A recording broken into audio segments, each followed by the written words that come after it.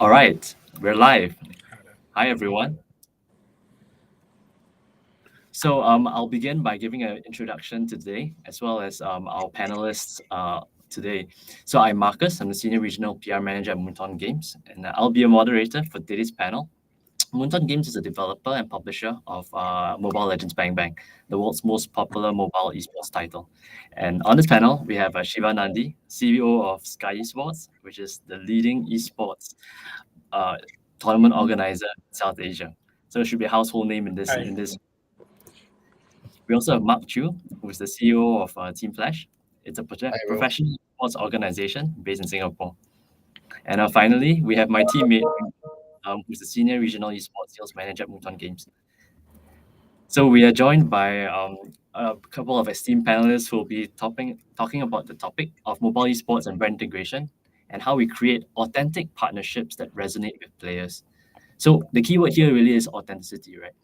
And we'll be covering some topics today. So this includes the current mobile esports landscape, examples of authentic brand integration, how we can measure such brand partnerships, followed by future trends. And at the end of this whole panel, we have a short Q&A session. So if you guys have any questions, feel free to hold on to them or type them in chat, and we will address them at the end of today's session. So I've been talking a lot. Without further ado, we'll dive first into looking at the current landscape of mobile esports. Mobile games right now have seen the strongest growth of any vertical globally. And we've seen the evolution of mobile esports really change over the last few years. So I think to our panelists, a question to you to kickstart today's panel. What are some of the key trends that, from your point of view, are shaping the industry today? Maybe, Shiva, you could begin. Yeah. Thanks for the introduction, Marcus. So, onto your question, like into tournament organizer perspective, like mobile games have become like a mainstream esports title in India and across globally also. Games like BGMI or like Pokemon Unite or like any Call of Duty mobile is performing very well in India, and I should thank you as Marcus. Like games like MLBB also like doing performing very well globally, and these kind of things are helping us to secure great deals and sponsorships for our all our IPs. So that's structure wise, demographic wise, it's getting a great boom into the tier one cities. But if you see, India is predominantly into tier two and tier three cities, which we are working on that to focus more to building the grassroots structure for tier two, tier three cities. So yeah. Sounds good. I think, Shiva, that's quite interesting. You talked about tier two and tier three cities, right? And opportunities being there. So maybe you could tell us a little bit more about, where those opportunities lie in the mobile space currently.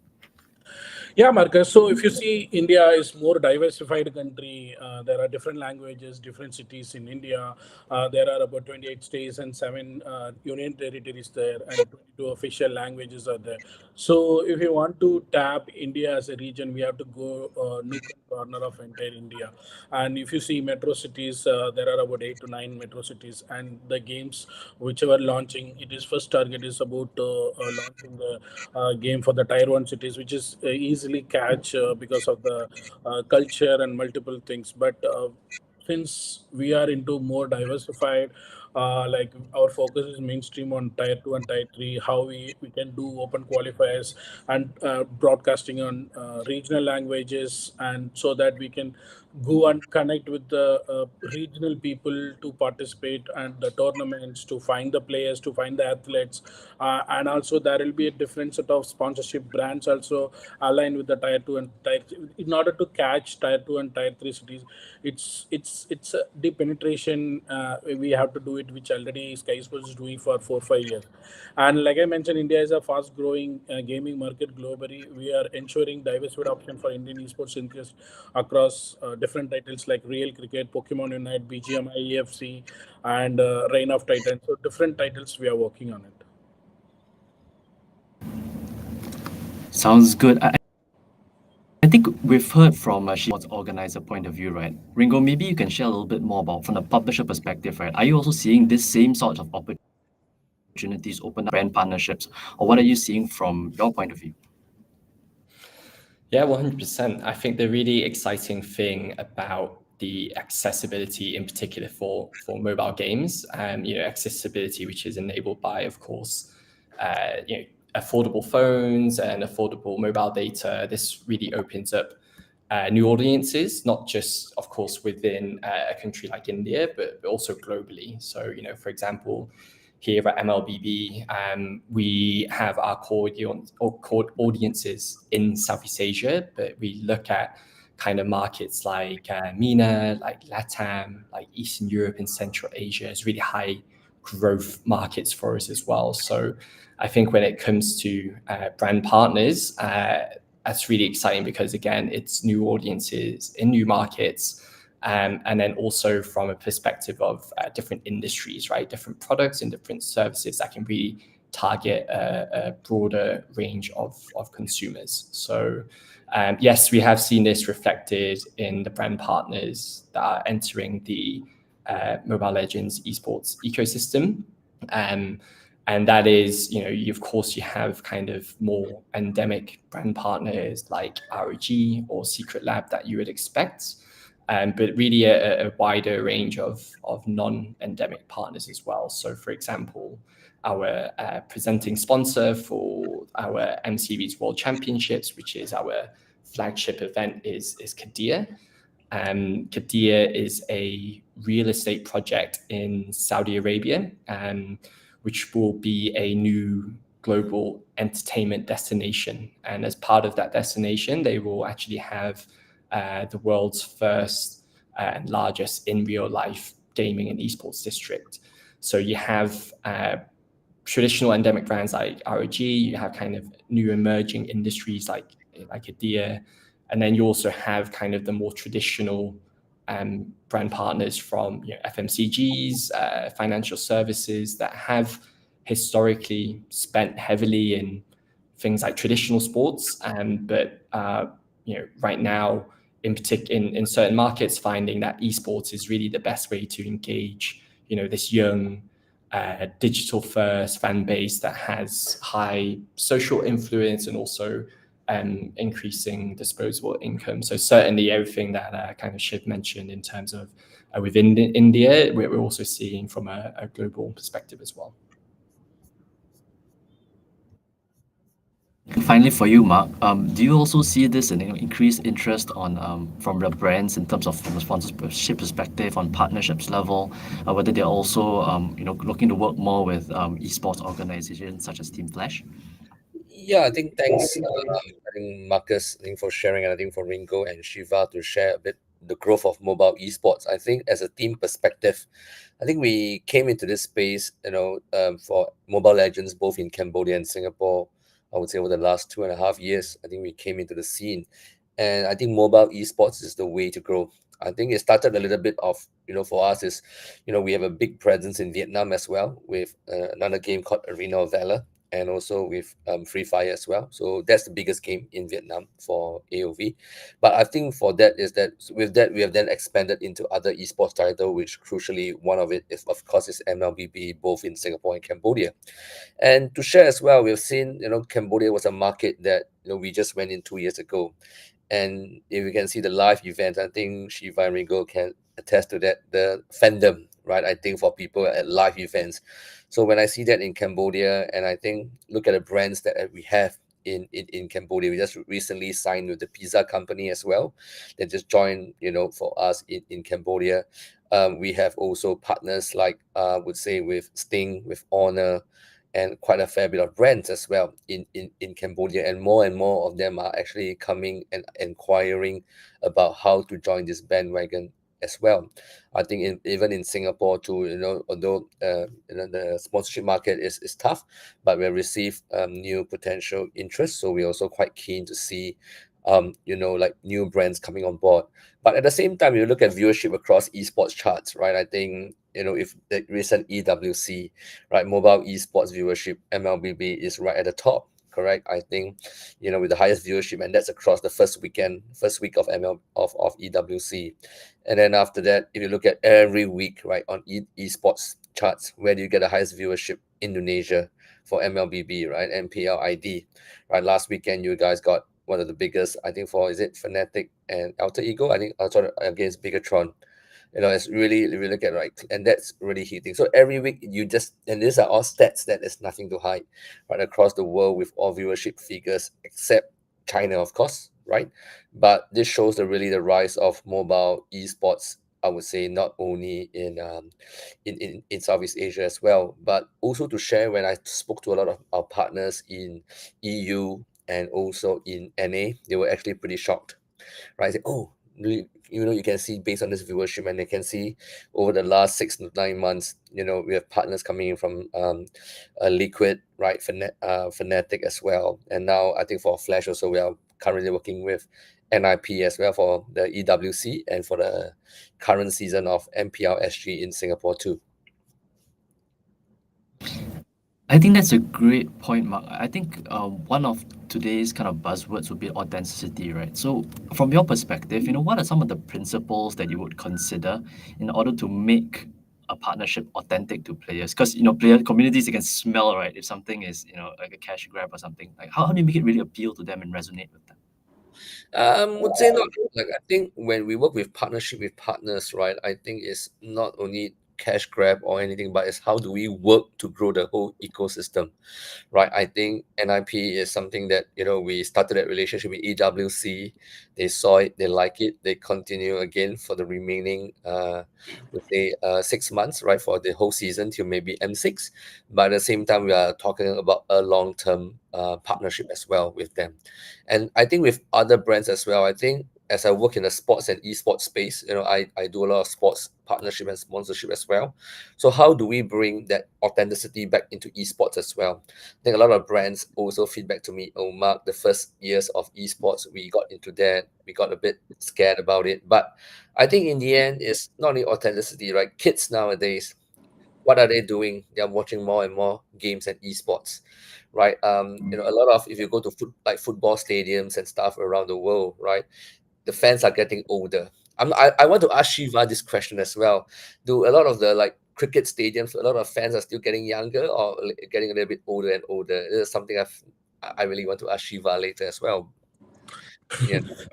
So correctly you mentioned, cricket is something is next religion in India. Even cricket leagues like International Premier League, Indian Premier League kind of leagues are getting a super tough competition between India. I'm part of Chennai. Like I mentioned, India is more diversified.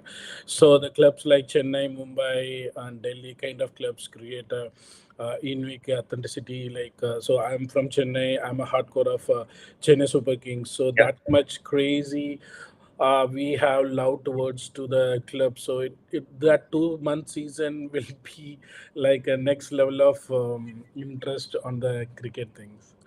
Yeah. And coming to like a Sky Sports point of view, on this question, we create unique IPs for a brand like Technopova and Realme and Red Bull. So we create a IP called Technopova Cup. We have it is a open to all tournament we done for BGMI, and we got like a tremendous response. Almost 5,000 gamers have participated in the tournament. And for Realme, we have done a campus tournament only for a college tournaments across India, and we got around 2007 college students.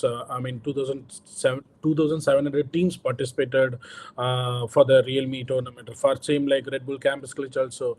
So each our IP, we are working closely with the brands because we want to create that authenticity with the players and the gamers, so that the gamers has to participate. That platform has to be there to compete the tournaments, beat any esports titles, but the platform has to be there. So that's how we are working with the brands and creating IPs for them, so that will drive the esports and esports audience and the gamers towards the year.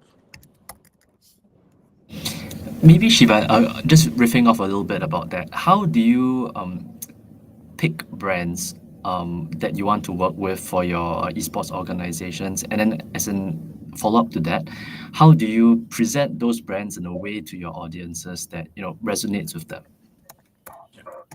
See, as it's all about the target audience. Like if you see endemic brands like Realme or like Technopo or AMD, it's all about the target audience. Also, like they're 100% either it's a casual gamers or competitive gamers. So we the first thing is right now in India. The main focus, all the brands who are invest in esports are more like endemic brands who some are related to gaming peripherals. So when the brands approach us or we approach them, so we will simply use to pitch that we will create an ecosystem for your product. For example, you take Realme, so we are creating an ecosystem only for them, so that whenever they have the launch, whenever they have the mobile launch or like anything, any sort of communication, they will first take to the community, and not only that, like if any feedback on their launching the product, the gamers, because they are producing, they are manufacturing the mobiles for the gaming edition, so that when we are creating ecosystem for the brands, it is easy for them to understand the player behavior, player culture, and then it will help. It is vice versa. The brands is working with the tournament organizers to build the IPs for the gamers. Same like through the gamers, they are getting the feedbacks and working, helping the brand. So it is vice versa. It is mutually not only like a return of investment perspective, but it is all about like multiple things to create the ecosystem for the brands. Sounds good. Yeah, it is a bit of a two-way street, right? You need to have constant iteration also, I think, when it comes to like the development of, how you can give value to the audiences and at the same time give value to, the brands or the sponsors that you work Correct. with as well. Yeah, for sure. Ringo, one question for you. We have talked a little bit about, endemic sort of partners, right, and brands that we work with. But at the same time, there are a lot of new brands that are looking at the esports space as an opportunity and looking to kind of enter it. One example, I think, being from the same company would be Kadia. So maybe you could talk a little bit more about, what Mega City is trying to do in the esports space and why it's and how I think Moonton Games is providing value to them and why even they're in this area. Yeah, it's a great question because, obviously, Kadir is very unique in that they're neither a product nor really a service, but they're a destination, right? So, and then the added complexity to that is that they're building the city. It's not actually a built live location that you can physically go to. So that is definitely, a big question. Like, how do we bring Kadir to our audience in a way that feels authentic, right? So I think the route that we take, at least at this stage in the journey, is to really tap into what their kind of core brand messaging and proposition is. So their tagline is Play Life, and it's really about bringing the best gaming and esports experiences to the fans. So what we have done with both last year at M5 as well as this year with MPL Indonesia and MPL MENA, which are our top tier pro leagues in those markets, is to really work with Kadir to provide highly engaging video content to the fans, which is distributed on both our broadcasts as well as our social channels. So these are things like the Kadir Play of the Day, which, as the name suggests, shows the best plays of the days from our leagues and events, as well as things like Kadir Legends, which is something which we award to the best players and performances of the competition and the season. So these are very valuable, highly watched content pieces that are brought to you by Kadir. So just as Kadir in real life will bring you like the best experiences in person when the city is constricted, Kadir is also bringing you, the fan, online closer to the things that you value the most and you want to see the most, right? And of course, for an esports audience, typically what that is high-level gameplay and clutch moments and clutch players. So for Kadir, that's one way, but I think ultimately kind of creating authentic partnerships, it really varies from brand to brand and partner to partner, right? So for example, Head and Shoulders, which is a little bit more straightforward. It's what we've done with them across 3 different markets: Indonesia, Philippines, and Indonesia, Malaysia, and Singapore, is to create a co-branded bottle. Where number one, where by utilizing our IP, they're really tapping into our fandom. So you have that kind of intangible emotional connection. But then, standalone having our IP doesn't mean too much if there's no way to actually showcase that to our audience. So that's where the esports portion comes in, and essentially esports is a channel in which you can reach our most hardcore dedicated fans every weekend for a duration of 2-3 months, right? So with someone like Head and Shoulders, it's kind of a bit more kind of holistic, where you're really tapping into both the emotion, but we're also acting as a channel to reach our fans. And so I think all in all, Marcus, what you said was totally right. And the how and the why is going to vary from partner to partner, but ultimately when it talks about authenticity, it's finding ways that we can actually give value back to our fans, right? So for Kadir, it's bringing them really cool content that they otherwise may not see, but ultimately it's that exchange of making sure that you're not just being selling your product to a fan base, and especially gamers. We all know they're going to call you out online, right? They're going to get onto the keyboard and they're going to be vocal about it. So it's really important for us to make sure that, yes, we're giving you access to this very valuable audience and very valuable demographic, but also in a way that is not just selling to them, but also giving something back to them. Thank you, Ringo. I think, Mark, I have a question for you also, just in terms of how we measure the success of these partnerships. I know recently Team Flash partnered up with NIP, which is really famous CS:GO kind of organization, but they also have other teams in other disciplines. So I think maybe you could share with us a little bit what success looked like to you for that case, and where you see such partnerships as giving value to different members of the ecosystem, including yourselves. Yeah, I think in terms of I would say different kinds of partnerships. Right? Partnerships have many different forms. I think one is actually this is more of really a partnership with in terms of working with an esports team, right? I think for that is they are of course one of the biggest teams in the whole in CS and also in EU and LATAM, right? There are a lot of different teams, good teams. So I think they have not seen the ecosystem for MLBB. So when we approached them, and then after that they were actually pleasantly surprised, I think, at the whole ecosystem of esports in Southeast Asia, right? So, and then after we shared a lot of the different teams with them together, and I said, and they always have, in a way, is a idea of actually coming into Southeast Asia.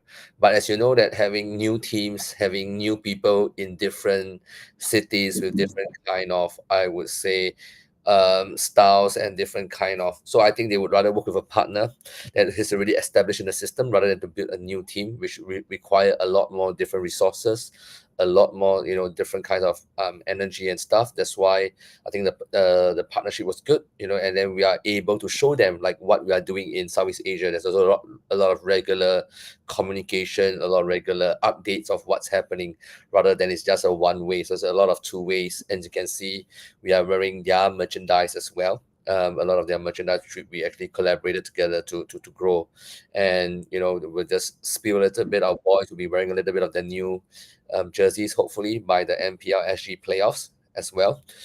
So which will then bring in line, hopefully, if we qualify for M6 as well. So that's a kind of collaboration that we look at. I think that's with teams, but with brands, I think with brands there's always a lot of questions, right? A lot of, I would say, non-endemic brands.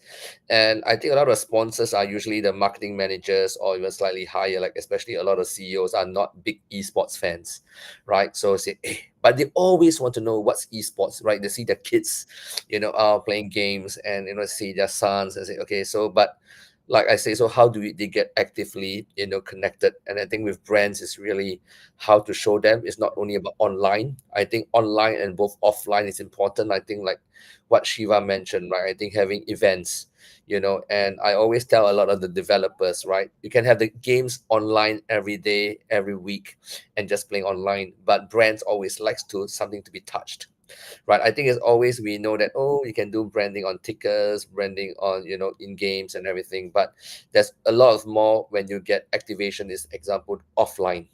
So when you do events, when you get booths like selling your items, like I think one good one in Cambodia, right? The number one energy drink across all esports gamers for MLBB is Sting, right? Because Sting has been really activated quite a fair bit in Cambodia. So the first thing that kids, and they are activated for every offline playoffs and every on offline, regular season event. So the first thing when I go to Cambodia, right, when I go for event is, oh, I see Sting. What color is it? The red, the blue, or the yellow? So then you get, and then from then on, whenever I go out and drink, then I will think of a Sting, and that's what the kids do. So I think both offline, not only online by just doing branding, doing ads and stuff like that, but actually filling it as well is actually pretty important. So that's what we do with a lot of our various brands like pizza companies, and that's what we do with Sting, and that's what we do with Honor. Both online and offline activations are both equally important. Yeah, that's definitely insightful. I think Shiva, a question for you also. As an esports organizer, you've got both online and offline tournaments that you organize.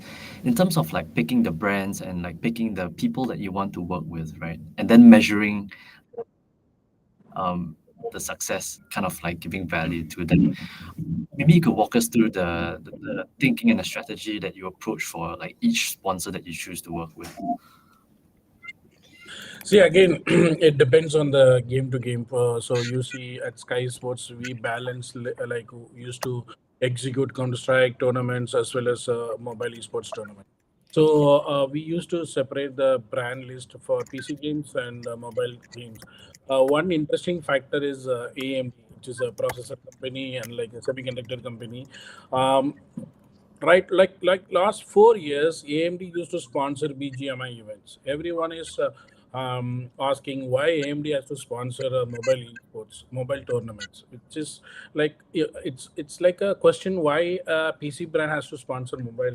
The interesting fact, 4 years back when we done a couple of BGMI tournaments and Free Fire tournaments, we took a stats in YouTube. Out of that, 30% Indian audience are watching our esports tournaments through a laptop. Okay, which means like in India, like I mentioned, tier two, tier three audiences can't afford a PC for like $4,000 or $5,000, but they can afford laptops. Even some states government is providing laptop for free of cost. So that is the interesting factor catch the brand like AMD. After that, AMD used to sponsor 4 years, they didn't miss any single quarter in Sky Sports tournament. Be it Counter Strike, be it BGMI, be it Pokemon, any tournament they used to work with us. Same like Red Bull, like you mentioned, Sting. Like Red Bull is like a dominant brand in India. We usually work to create a IPs for Red Bull. Same like Red Bull create a value for the gamers, aspiration for the gamers. For example, they used to take the winner of the Red Bull IP to watch Formula One racing. That experience Red Bull used to give. Same like a brand like a Technopower or any brand, we used to give the like exhibition stall in our land tournament so that people will come and witness the product and experience that so that the value. I think one of the question asked by Emma also, instead of apart from logo placement, what is that? That's what I'm saying. Like the answer for that also, like it is not about logo placement, it is all done. Now how brands also want to see how we can integrate along with the gamers as well as the land tournaments, like the product showcasing multiple aspects right now. The brands also started to explore. Even in fact, like a couple of LAN events around like last year we did Sky Sport Championship on our important IP BGMI. We done like we sold 12,000 tickets. In that Technopower, Red Bull, and Zebronis, we put lot of stalls. People started to purchase the products during the LAN event. So that is the return of investment. The brands also started to expecting. Also, like Red Bull, whenever we do whenever we do the tournaments, we used to partner with Red Bull. Red Bull start to sell the drink. It is come under experience plus return of investment, multiple aspects, which brands and the tournament organizer and the players, everyone started to witness. Thank you. I think now moving on to really the last topic for today, which would be what we have looking ahead. What do we have for the esports ecosystem, and where brand partnerships lie? I think we're seeing a lot of regulators, a lot of brands coming to accept esports as being something that's here to stay, and they're also realizing the opportunities. I think we talked a bit about the education part, when you talk about working with some of the brands. So maybe you could talk about whether what kind of benefits this affords the ecosystem, and how this is impacting you guys when you work together with your various brands. Maybe Shiva, you could take this one first. Yeah, so recently the one great thing happened for the globally also, that International Olympic Committee officially acknowledged esports as part of medal event, which is going to be a great thing for entire industry, for us, for everyone, every stakeholders. Al- After that announcement, and also like our Prime Minister Mr. Narendra Modi also keep meeting gamers and influencers, gaming creators, and is supporting game developers also. What is helping is parents are getting awareness about gaming and they understand the importance of gaming. Second thing, whatever I discussed so far, we working with endemic brands who are related to gaming or gaming related. But right now, after this recent two three things, the non-endemic brands like started to approach, and the agencies agency also started to approach us to explore the potential partners. So far, they have invested in cricket, football, hockey, so kind of games. Right now, they also started to focus. Esports also one of the mainstream sports because of that. Their target audience also almost matching the non-dynamic brands. So it is, the industry looks very bright, and upcoming days also we seeing a great potential. Also a lot of new publishers coming to India to because right now we are in 600 million casual gamers. We are expecting like 700 to 800 million casual gamers in 2027. So that the new publishers already started to coming to India, and also we are expecting more publishers to reach out India to potentially. We recently partnered with a couple of South Korean companies also supporting publishing. We are supporting entire publishing right from influencer or like esports tournaments or like Casper Insta, whatever it is. We are helping them to get the whatever the user base. So the future is bright, and I also personally working with the state governments supporting policies to work on the frameworks also. So the future is like everyone is working together. All the stakeholders are coming together to build the whole ecosystem for the future. Super optimistic. What about yourself, Mark? What are you seeing ahead for the esports industry? I think similar to what Shiva said, I think I'm from the sports industry, right? I've been in the sports industry for over 15 to 18 years, distributing media rights, right? And I came into esports 7 years ago because I do know this is the future. And I think as over time, right, people say when is the time? I think the time is always faster because for esports, the trajectory is much faster compared to sports, like what sports 20, 30 years ago.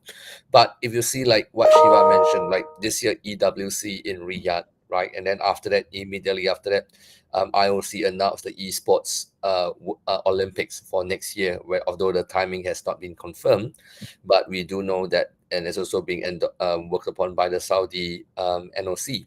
So we do not know that it will be coming actually next year. So, but with that, it adds a lot of legitimacy to esports, right? Because if there's Olympic movement for sports and then now with esports, there will be definitely more brands coming into it.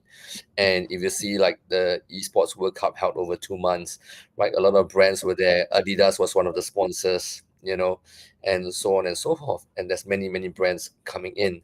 And I think with that, with both esports World Cup next year and also with the esports Olympics, right? I think there'll be more and more visibility, more and more traction. And I think the time is rather sooner rather than later, to be frank.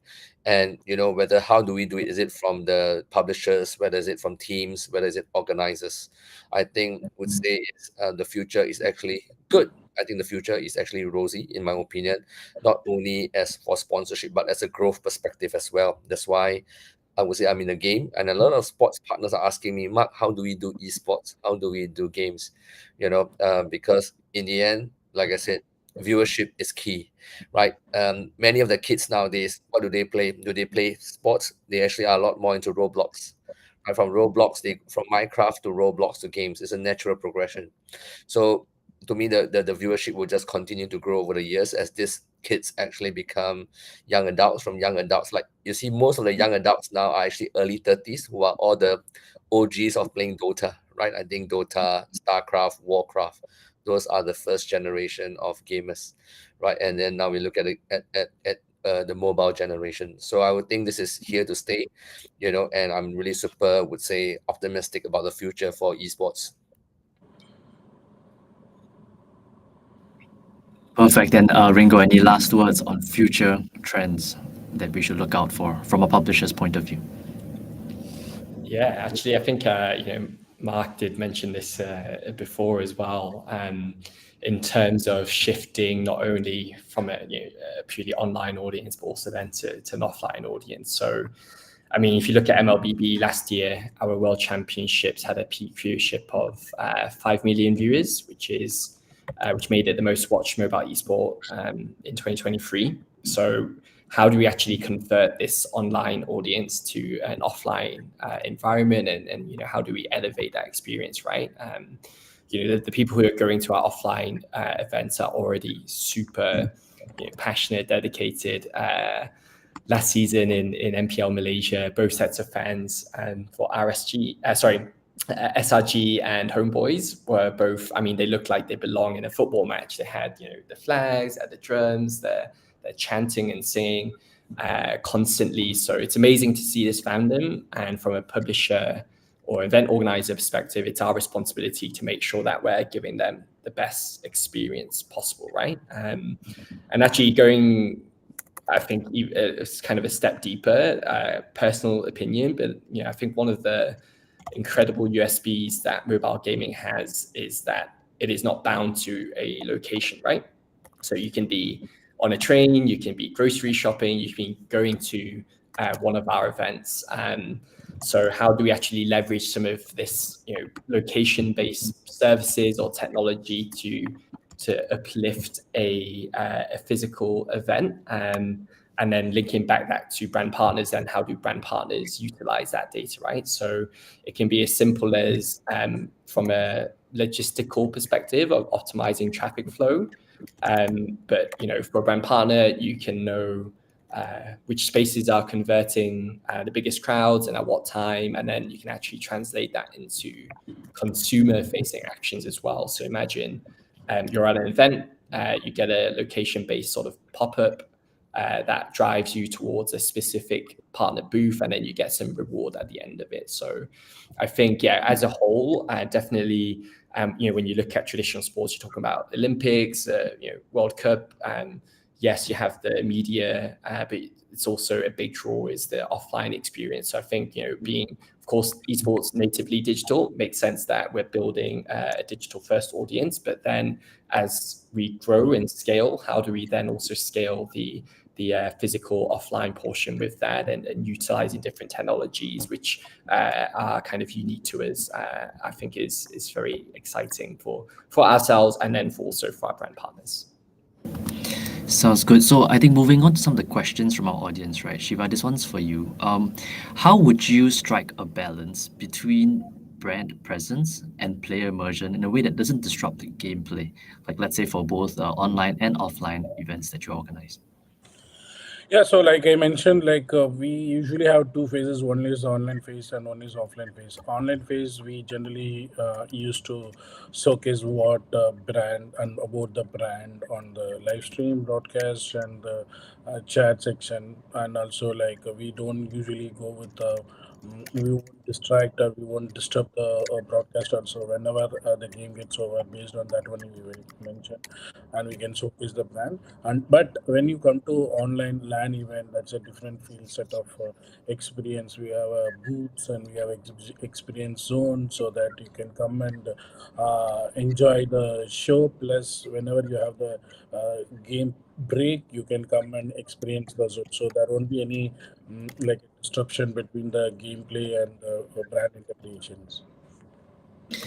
Sounds good. Now we have another question for you, Mark, this time. So the question goes, for how can tournament organizers or publishers optimize the esports viewing experience for are able to get better exposure? I think it's a fine question, right? I think there's always two kinds of sponsorship. One is done by game developers or the organizers, and one by us, correct? Because I think if you look at how a sports perspective is, right, like I would say EPL or Euro will have their own partners and sponsors, whereas a lot of the clubs or teams will have their own different sponsors. But I think that's where I would say esports is something that is actually a lot of the brands actually co-sponsors events and also teams as well. So I think in the end is what's the fine balance of actually helping a lot of partners actually co-work together, how to say in terms of the brands, whether is it like I would say in Cambodia, Sting actually partners the organizer like MPL Cambodia, and also partner with us. So how do we actually drive traffic? How to drive like the brand's awareness on both ends? We can do a lot of joint partnerships, joint branding together to really grow that kind of partnership as well also. But at the same time is also especially perspective of of a team. What we do is a lot of time we do a lot of streaming as well to promote the brands. We just do incidentals, kind of product placement, product promotion for all these brands to actually to drive, and especially for teams, right? It's all about fandom, right? Why does a specific would say a fan support us, right? I think most of our fans, especially in Vietnam, have been with us for 5 to 6 years already. It's not like over the last recent 1-2 years. So I think with that is really how do we get them more activated with the specific brands. And I think also at the same time, I think in the digital world there's a lot of different ways of engaging. I think a lot of sports clubs is about membership, online, but I think in the esports world it's a lot about Discord, about communities, about whether it's clans or you call it community or you call it alliance or you call it guild, right? In the end, it's getting them all together. So example for us in Discord, is that we have 40,000 people in Discord, and we actually and these fans actually want to be regularly, would say, communicated. They want to be regularly engaged on a day-to-day basis because they are always on Discord, right? I think Shiva knows about it. The game, every other gamers are all right now over there.